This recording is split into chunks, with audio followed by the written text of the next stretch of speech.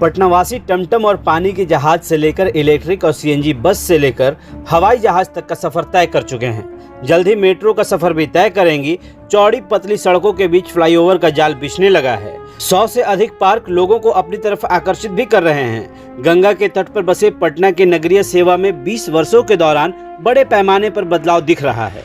1952 में स्थापित पटना नगर निगम बिहार के स्थापना के समय पटना सिटी नगरपालिका के नाम से जाना जाता था। पटना सिटी नगरपालिका के अध्यक्ष स्वतंत्र भारत के प्रथम राष्ट्रपति डॉक्टर राजेंद्र प्रसाद भी रह चुके हैं। 1952 में पटना नगर निगम की स्थापना हुई तो वार्डों की संख्या केवल 2 थी। 2 से 17, फिर 27, फिर 37 पर पहुंचा। 1978 में हुए चुनाव में वार्डों की संख्या बढ़कर 52 पर पहुंच गई। 2002 में 72 तथा 2017 में वार्डों की संख्या 75 तक गई। नगर निगम महिला सशक्तिकरण का मजबूत केंद्र के रूप में उभरा है। करीब 75 वार्डों में से 49 पर महिला विजयी होकर आई हैं। 1982 से ऑटो रिक्शा का आना शुरू हुआ। इसके पहले टमटम और रिक्शा मुख्य सवारी थी। बैलगाड़ी माल ढुलाई के साधन थे। साल 2000 तक रिक्शा मांग सबसे ज्यादा थी। अब टमटम सवारी और बैलगाड़ी लुप्त हो चुके हैं। टमटम का स्थान ऑटो रिक्शा ने ले लिया है। निजी क्षेत्र में बसें भी सवारी का साधन बन चुकी हैं। 3 मई 2018 को परिवहन क्षेत्र के बड़े पैमाने पर बदलाव आया। बिहार राज्य पथ परिवहन निगम नगर बस सेवा की शुरुआत की। वर्तमान समय में 120 सीएनजी और 30 इलेक्ट्रिक बसें नगर बस सेवा में चल रही हैं। डीजल वाले ऑटो रिक्शा सीएनजी में कन्वर्ट हो चुके हैं। वाहनों से उत्पन्न वायु प्रदूषण में कमी आई है। रिक्शा का स्थान ई रिक्शा ले चुका है। गली मोहल्लों में जाने के लिए ई रिक्शा उपलब्ध है। इसकी संख्या 15,000 से अधिक है। शहर में आधुनिक बस पड़ाव बन चुका है। मल्टी मॉडल हब के निर्माण के बाद 1 वर्ष बाद नगरीय सेवा में बड़े पैमाने पर बदलाव आने वाला है। 1980 से पहले 18 जल मीनार होती थीं। जलापूर्ति हैंडपंप और कुआं पेयजल का मुख्य स्रोत था। 1980 के पहले 18 जल मीनार से शहर में जलापूर्ति होती थी। 1982 से सीधे जलापूर्ति की परिपाटी शुरू हुई। एक एक करके जल मीनार बंद हो गए। फिर से जल मीनार का निर्माण शुरू हो रहा है। शहर में 5 नए जल मीनार बनकर तैयार हो चुके हैं। सड़कों और फ्लाईओवर का जाल शहर की सड़कों की देखरेख नगर निगम किया करता था। अब अधिकांश सड़कों को पथ निर्माण विभाग अपने अधीन ले चुका है। शहर में सड़कों और फ्लाईओवर का जाल बिछाया जा चुका है। 2005 के पहले सिर्फ रेलवे क्रॉसिंग पर ओवरब्रिज हुआ करते थे।